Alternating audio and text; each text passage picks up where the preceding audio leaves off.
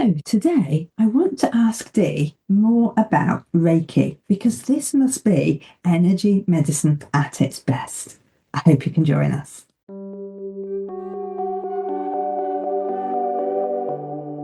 Welcome to Healing Starts Here with Mary Greensmith and Dee Nicole. We believe that healing is bigger than any one modality, technique, or philosophy. It begins with curiosity. It begins with connection. It begins with a willingness to explore what is possible. Join us as we dive into conversations about energy, vitality, homeopathy, intuition, nature, personal growth, and the many ways people around the world are finding their path to greater well-being. Together, we'll meet fascinating guests, explore different healing traditions, and ask the questions that help us better understand ourselves and each other. Because every healing journey starts somewhere, and healing starts here.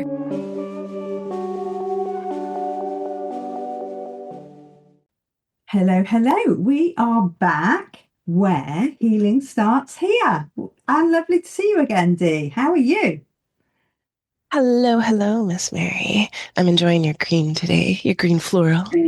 I'm quite bright today, yes. It's we are getting unusually hot weather here in the UK. We're not used to it, but actually, it does mean that I like to come inside and work in the middle of the day. So I suppose that is a good thing. Is that how you're supposed to spend your summer? Inside, yeah. I know, but I know that you're used to these temperatures and you work very differently than we. Usually, the British, as soon as the sun comes out, we just have to go outside because we're not used to seeing it.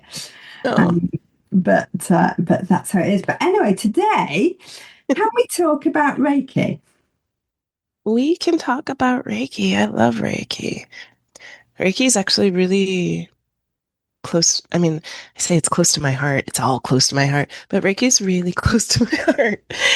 It's sort of a fundamental um, practice for me. So I'm happy to talk about Reiki any chance we get. Okay, fantastic. Well, just so that the listeners understand, I have experienced Reiki once. I am not not the world's best. I used to work in a holiday place, a historic estate with historic houses, and they had a spa, and I used to look after the houses, and they used to try and pull me in when there were new people to test them. And I'm not actually very good at having hands-on treatment. And the only one Mhm. that I would let them do to me was Reiki because they didn't have to touch me. But Yeah. I can't understand. Just explain to me as a beginner and other listeners in case they don't know already, what is Reiki and how has it been such a big part of your life? Yeah, I mean, Reiki in its simplest definition isn't going to tell you very much, but in its simplest definition is an energy healing practice. It is a practice where a practitioner kind of holds a very specific vibration of healing energy and allows that to flow through them, occupy the room, and it moves through your energetic system in the way that your system allows it to move through. Right? So the Reiki practitioner I'm gonna out us, guys. The Reiki practitioner doesn't actually do anything to you, right? They actually just allow this energy to come into the room and to come into your system as your system allows it to do. And the vibration of this energy is naturally in and of itself very gently balancing. Yeah, balancing, which allows your body's healing to take place, right? It's the same thing that we talk about in homeopathy with nope, it's your body's healing that's going to take over. It's your system that's going to take over. The cool thing about Reiki is that it runs through all of the layers of the energetic system. And technically, there's 7 layers, but we break them down into the four, which is the mental, emotional, spiritual, and physical. And so it's going to move through wherever it is that you need that healing energy to go. wherever it is that you're ready for that healing energy to go. So Reiki's never going to push you past your boundaries. Yeah. It's going to be what you are ready for, what you need that comes to pass during the Reiki session. That's the simplest of what is Reiki. Um, I feel like there was a part two to your question that I don't recall. Tell me, what was the part two? Okay. Well, tell me first of all how you came into Reiki and you, because I know that it's a big part of your life. So tell me a little bit about. Yeah. It's funny. I was working in conservation at this time, and I transferred with, it's actually just a big transition time. And probably part of why I love working with people when they are moving through big transitions is because those were always such rich, amazing times for me. I'm not saying they weren't hard, but they were still rich and amazing times. So I was in this major transition of consciously moving on from my career as a dancer, which was my first career. I was working at a conservation company part time. And then I moved into this full time position and decided I geographically didn't want to live where I was living any longer because then I had to see, my dance company every day and it was really hard, all those things. And so within that company, because it's a big international nonprofit, I was able to move to a new location. I moved to the West Coast of the US. West Coast of the US is where all the hippies are. Not all the hippies, but it's where a lot of the hippies are. And I say that lightheartedly because I don't identify as a hippie. I'm really rather practical and more conformist than I care to admit sometimes. Um, but I say that because there's an openness there to many, many things and to connection in general, to connection to many things. But while I was there, one of the things that I found within myself, as I was sitting at a desk at a computer, supporting people doing the most amazing work for the planet, I still had something in me that wasn't quite fulfilled. Yeah. And so I started trying things. I started wanting to learn things. And one of the things that I chose to learn about was Reiki. And I actually had a friend who was a dancer back when we were in college together. I went to university for dance. And she had been a Reiki practitioner and she asked me if I knew about it. And I kind of wrote the whole thing off at the time. But since I found myself in this new place of exploration, um, and Reiki is readily available, like it's really accessible. There's a lot of Reiki teachers, there's a lot of Reiki practitioners. I decided I may as well learn this thing. So I went to this stage, in my retrospective educated position, I went to like the McDonald's version of Reiki training. And I say it that way because, it's a short commitment. It was a low financial commitment. And it was like, a half a day training and you are certified in level one Reiki.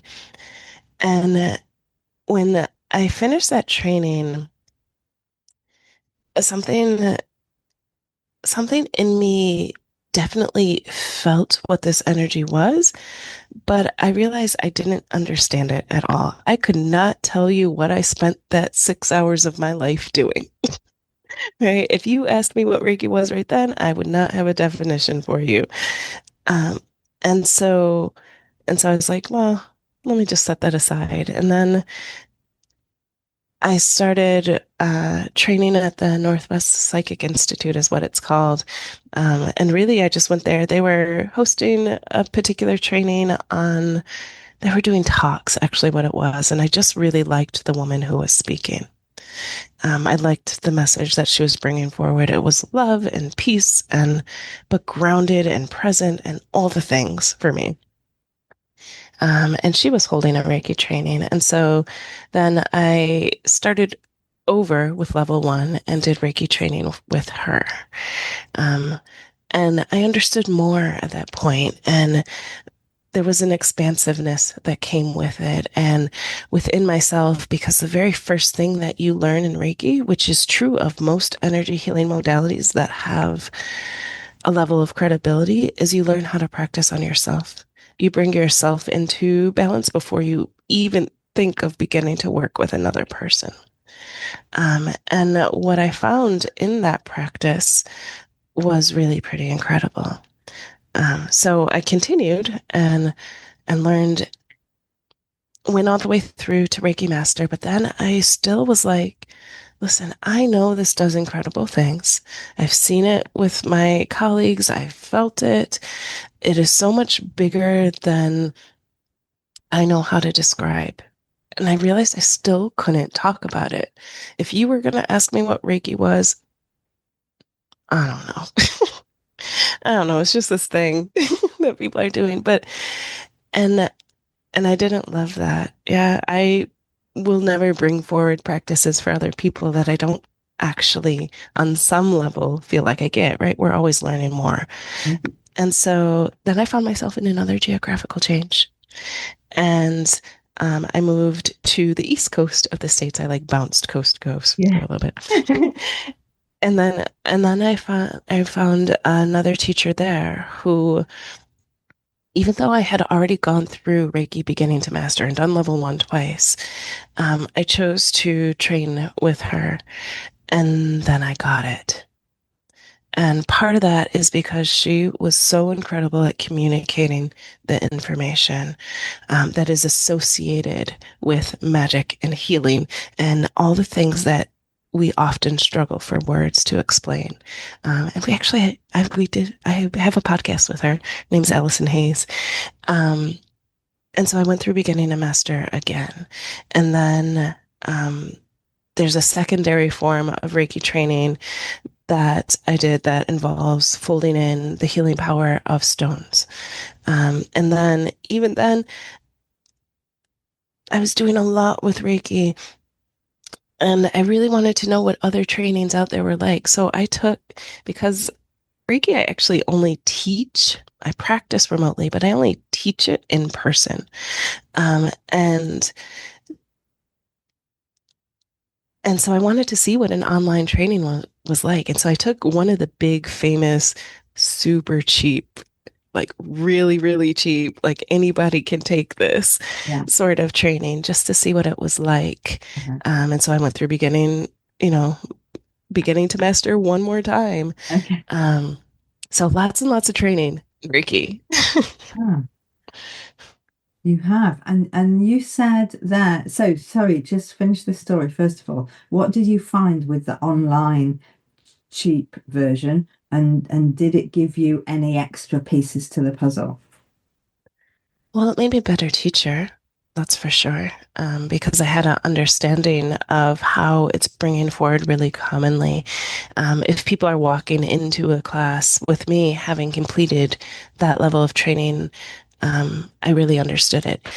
And that there's a lot to be gained from that, right? There was still a lot of really good stuff in it. And that is the nature of Reiki healing energy, right? If the person is actually really tuned into Reiki healing, um, what comes through is going to carry that vibration, whether it's well communicated or not well communicated. That's one of the cool things about Reiki is you don't have to get it for it to work, but if you do get it, then you become expertise mastery level and can do so much more with it. Um, so it was really interesting, but I do think of it like McDonald's, like that very first training of you go and you get something out of it. And for a minute, you might even feel satisfied, but then, 2 hours later, you're going to be hungry again. And if you keep doing only the McDonald's version, you're not going to feel too well in a while. Okay. Yeah. So now you can teach, you teach people in person Reiki, and you said you practice online, so with people further away. Can you explain to me how that works, please? Which part? The remote practice? Mm. Or, um, so because we're dealing in energy, right? We are on the level of ions, molecules, atoms that exist all around our world. We're dealing in energy, which means we no longer have to have space or time as a requirement. Yeah. As in, we do not have to be in the same location for energy to reach you. And we know this instinctively. We know this intuitively. Like, oh, I was just thinking of Sally and then Sally called me, Yeah. right? It's the same sort of connection. You're just taught to do it consciously and to be able to work in a more agile and clear way with someone as opposed to it being sort of random. Yeah. So it's staying within that framework of all I have to do is tune into your energy for you to be able to, for me to be able to work with you, for me to be able to understand what's going on in the flow of your system, and to be able to hold Reiki energy more or less, send it your direction. And again, it's your body that's going to do it. Yeah. It's just like any other session. It's like what we do as homeopaths. You get on a call with someone, you quick chat with them about their concerns. But here's where Reiki differs is then I actually just let the person go relax. They just go relax and we work only in the energetic field. Yeah. Which means they're welcome to talk to me while they do it, but actually it's not needed, right? And they actually get a lot more out of that time of tuning into what they feel while that energy is moving through their system. And even with that, I see the most incredible results. Yeah. Of It could be simple things. Listen, okay, I'm going to back up because I'm going to tell you my mother is a nurse, right? We mentioned that. Mhm. And this is all outside of her realm of thinking and possibility. And I was a Reiki trained practitioner and teacher for probably 10 years before she ever asked me to to do Reiki for her. Mhm. Um, and and once I did, she truly she needed knee surgery, right? And nothing was going to change that, right? No amount of Reiki, no amount of homeopathy. She needed to have a knee surgery. But building up to that, there was all this pain and frustration and all the things that happen. And she allowed me to run Reiki for her. And while we were doing this, she's like, "Oh, that muscle just did a little spasm and released," right? These are the kind of things that happen. So even the most skeptical person could feel something happening within Reiki. And that doesn't have to be in person. That can happen strictly by my energy field connecting to your energy field. And you said that the person doesn't need to necessarily know much about Reiki, but do they Hmm. prepare in any way? What do they need to know? If you're showing up as a client, you mean? Yeah. Yeah. Um, no, it's come as you are, which is great, right? I mean, you know, take a shower, be clean. I don't know if you're doing in-person sessions, but really it is just show up exactly as you are. If you have an intention, great, that's nice. But again, the energy is going to go where it needs to go, which is not always where you think it needs to go. Yeah, there's some really incredibly famous stories of Reiki trainings. For example, of one woman, a young girl actually experiencing spontaneous blindness, right? All of a sudden, she no longer had her vision. And so you'd think, I want you to work on my eyes. Mm. I want you to send Reiki to my eyes and see if I can get my vision back because this is a problem. and and when the practitioner goes in to work with them, they don't find anything in the flow of energy around the eyes that needs to be shifted or wants to be shifted. But what they did find was energy around the ovaries that needed to be shifted. All right. And so Reiki allows the practitioner to really tune in and identify where those places are. And it's not because the person's telling them, but it's because they're following the flow of energy through your system. And so as they started working to bring that energy back into balance, and guys, I will say it was like every day for a month that these people were working together. But the woman's vision began to return. Yeah. But if they had spent all their time working on just the eyes, that would have never happened. Interesting, isn't it? And would Yeah. she have been aware of a problem in the ovaries? Would that have come up in discussion? Or is it something that just stands out when you start working? Either way, it doesn't matter. I Okay. mean, sometimes we're aware of things that are going on in our bodies, and sometimes we're not, right? Yeah. Especially when it comes to those deep internal organs, like your ovaries or like your kidneys. You, it's funny because even when I was studying homeopathy, I was perplexed by this idea where they're like, this is for um, people who are complaining about their livers. And I had never run into anyone who was like, oh man, my liver really Yeah. has a pain, Yeah. or it's definitely my liver. No, they're like, my lower right side or something like that. Yeah.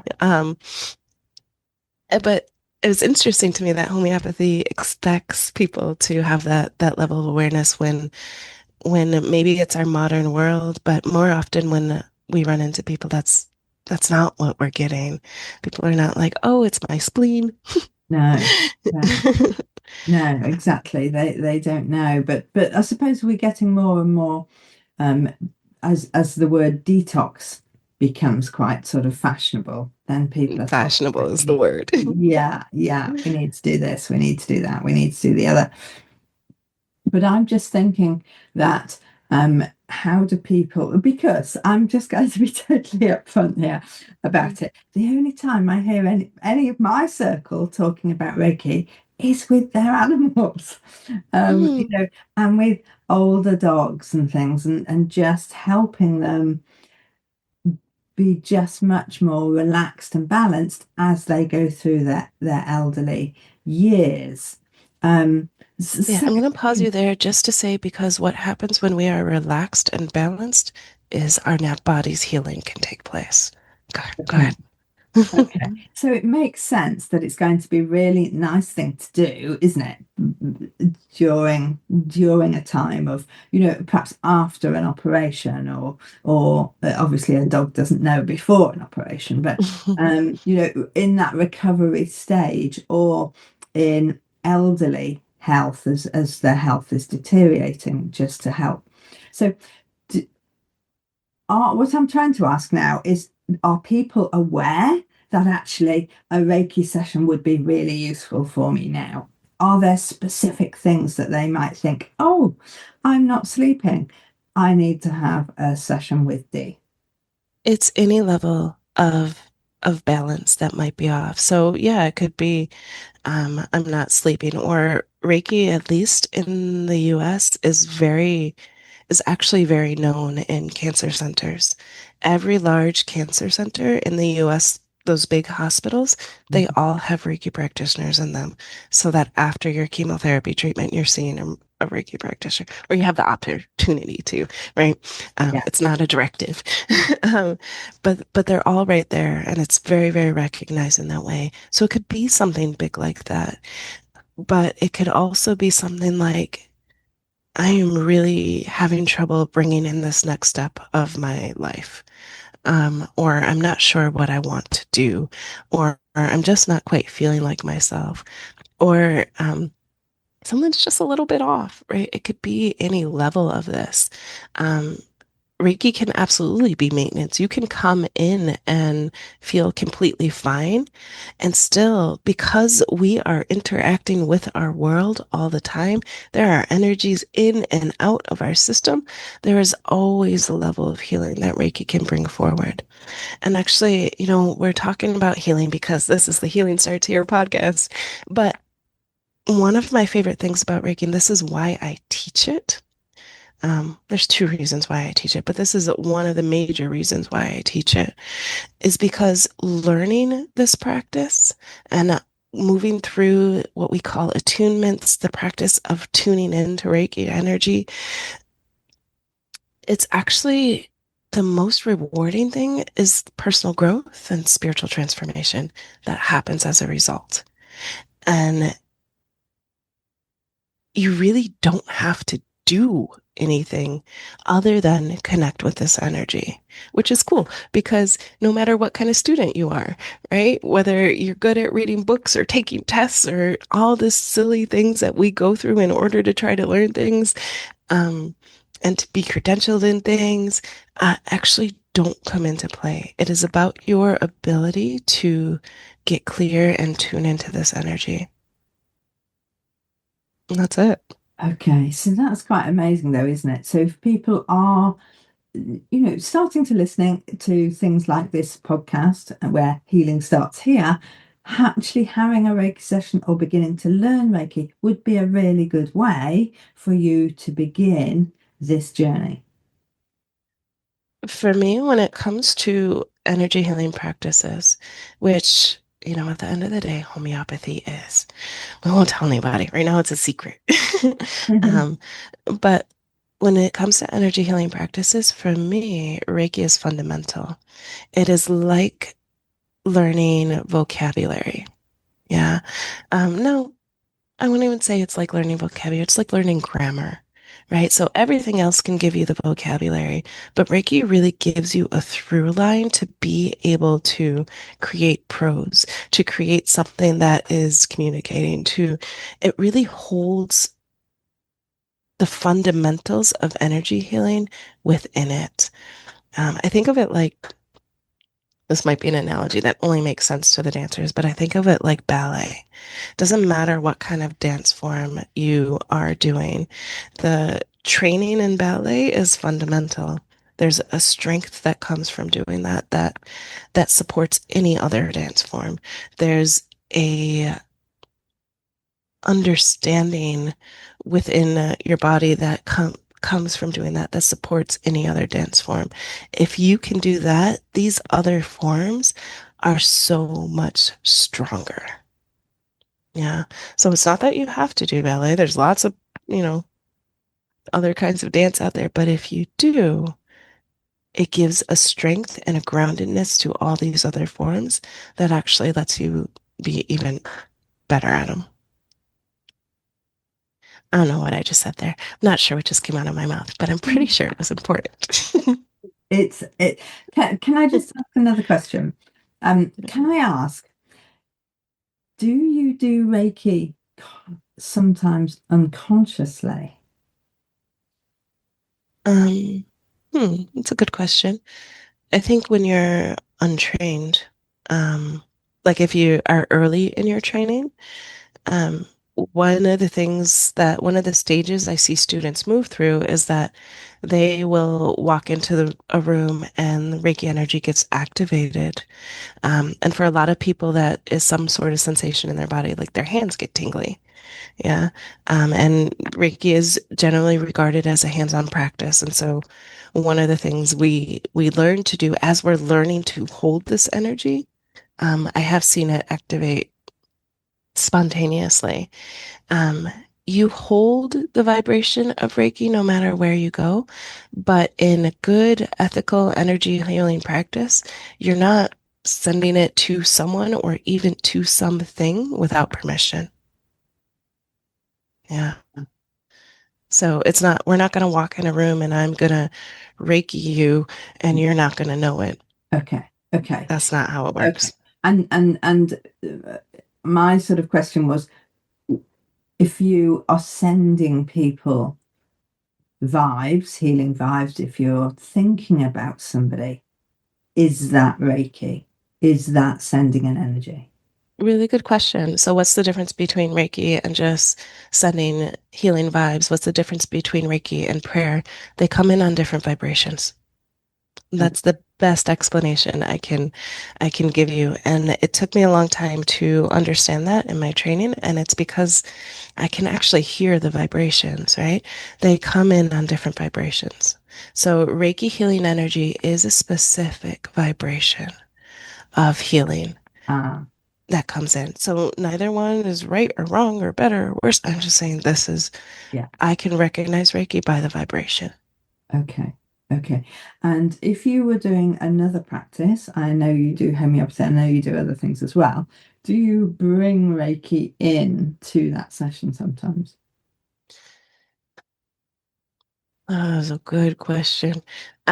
So in my practice, up until this stage, the answer is no, actually.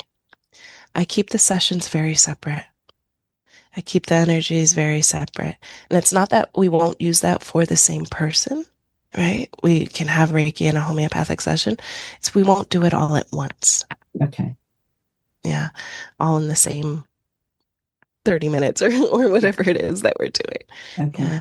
No, I keep them separate for the same reason that we when we're talking classical homeopathy, we take one remedy at a time. Yes. Okay. Is it going to ever affect any other type of energy medicine? Only in the best ways. So it might Yeah. enhance hmm Yeah. people So, allowing you. the same way homeopathy says there's no pharmaceutical or medical contraindications, same is true for homeopathy on the energetic level. Yeah. Reiki only supports what the system is working towards. Yeah, so it's never going to work against anything. It's never going to get in the way of anything, including conventional medicine. And that's why it exists so nicely in cancer clinics. Yeah, because it can actually bring in balance of the side effects of what we call in energy healing language very strong medicine. If we're talking about something like chemotherapy, meaning you have to recover from the medicine itself as Mm, much as you do the disease. mm. Yeah. So there's nothing, zero things where Reiki can get in the way. It can only support, it can only bring balance, can only bring healing. And if you are undergoing treatment, um, let's say for example, chemotherapy or something like that, if you are a Reiki master, can you do Reiki for yourself, or would it be better to get in a different practitioner? How does that work? When we're talking about something like that, where it is, again, very strong medicine, you're always going to be better served by another practitioner. Why? Because your energy is busy doing something, and we want to bring support in for that energy. You can do Reiki for yourself. Will it be effective? Yes. Will your system be able to hold tuning into a vibration based on your intention when you're in that state? I don't know, because your system's busy healing. Yeah, Yeah. yeah.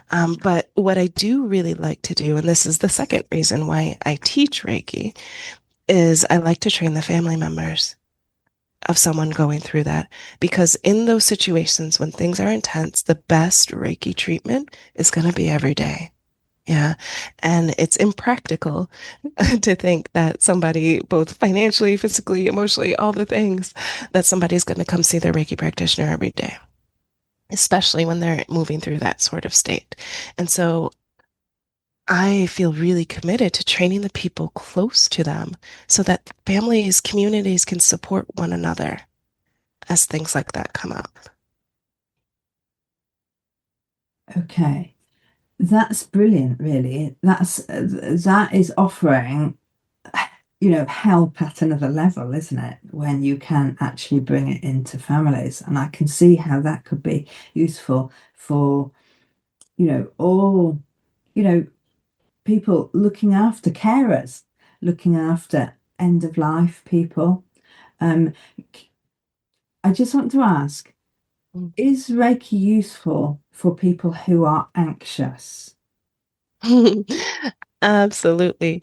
So, there's all these things that we can and cannot say as energy healing practitioners so that we, you know, honor the laws and regulations of the land. Um, but one of the things we are absolutely allowed to say is that Reiki is very, very known to bring relaxation. And I'm not talking about like, oh, I feel relaxed. I'm talking about deep soul level relaxation.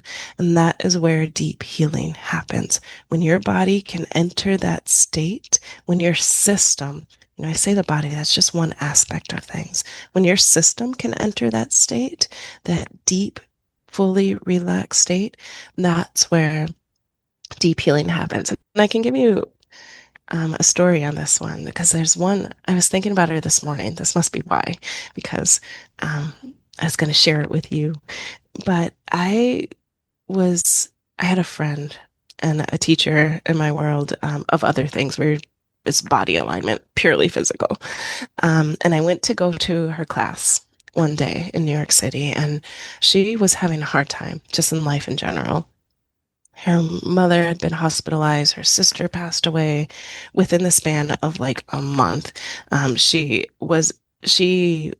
as an adoptive mother of two teenage girls, single mother, like the weight of the world was on this woman's shoulders of how am I going to financially provide for everybody right now, of taking care of my mother in the hospital, of the children, and then just the stress and grief and everything that a normal person would be feeling as they move through a particular time in their life where all of that was happening.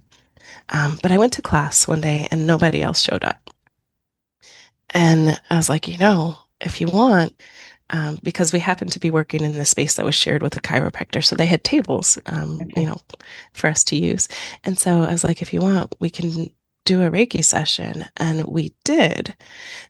And it was her first time experiencing Reiki. And we had, again, known each other for years. And after the session, she sat up and looked at me. And I was like, how you doing? And she said, why do I feel like everything's going to be okay? Yeah. And it was just kind of the most incredible thing anyone's ever said to me. Like, I have so much stress in my life. I should not be feeling like everything's okay. But after the session, I do. And so you can see how an anxious person Yeah. moving into that state Yeah. all of a sudden is back in their power, back in possibility. Yeah. Yeah, yeah. They used to laugh at me at the spa because I obviously had a reputation of talking and talking to everybody. I had a receptionist job, so that it was my job to be happy, to cheer everybody up, to motivate the staff, to get everything running so that everything worked. And they always used to say it would take me 7 minutes to actually fall asleep. And I am the person that never goes to sleep in the day ever. I just can't do it. But yeah, it is just the one thing that they could almost knock me out. It was just yes, it was became their little laugh, I think. That Mary's too much again. Let's give her a session. Um, but yeah, so amazing. So I understand that you are just absorbing what you need to absorb at that time. But from that, am I right in understanding I don't need to know what a problem is, what is going to happen, or what I'm asking for? You do not, which is freeing. Yeah. Um, Most people have some level of awareness if they stay awake during the session. If they Yeah. fall asleep during the session, they don't. They don't necessarily. But most people have some level of awareness and will say something like, "Oh, when your hands were here, I felt this." And that could be tingling, or I felt a muscle release, or your hands were here, but I actually felt what you were. I felt like you were doing something in my feet. Um, Most people have some sense of that. Do we have to know that, oh, that's because when you were 3 years old, you fell down and hit your knee? No, you really don't. Um, Yeah. And some people, sometimes you will have that level of awareness, and that's great. And sometimes you don't. Because I mean, even think about it as we walk through the world, you were dealing with all those people. You were holding that happiness and motivation for everyone. And and I'm sure you would sometimes walk away from them feeling like, oh, well, after talking to you, I'm not quite as happy or motivated myself right now, right? So we in our energy interchanges with other people and other things all the time, and it absolutely works through our system. Do you need to know that that was Sally Joe's, um, third grade teacher yelling at her that somehow got into your system that's bothering you? No, you absolutely do not. Healing can happen with that awareness, but sometimes that awareness will hold you back. And I find it's those moments when that awareness will hold you back that it doesn't come through. Yeah. The Reiki just brings it into balance. Okay. It's really, really, really interesting. Thank you so much for sharing this with me, Dee.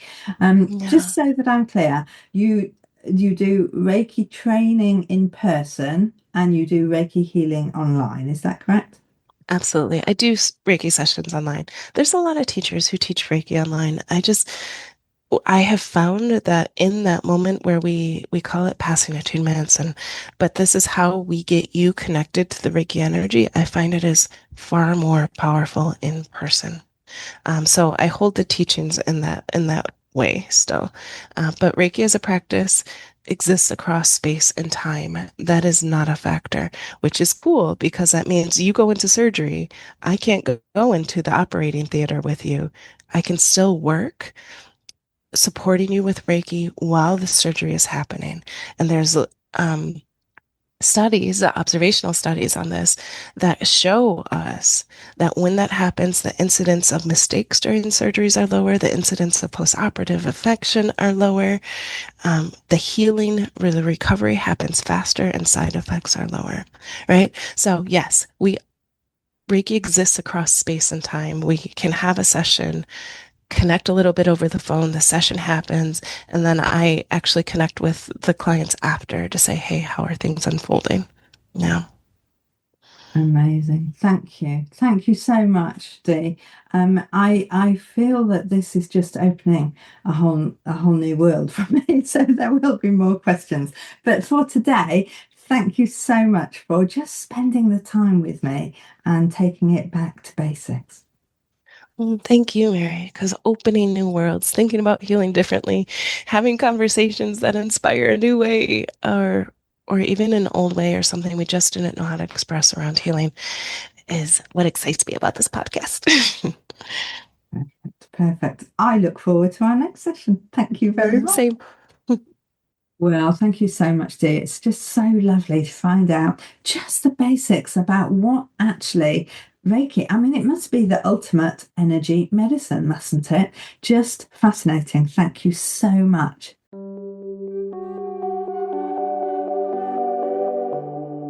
Thank you for spending this time with us on Healing Starts Here. We hope today's conversation has inspired you to explore, reflect, and trust your own unique healing journey.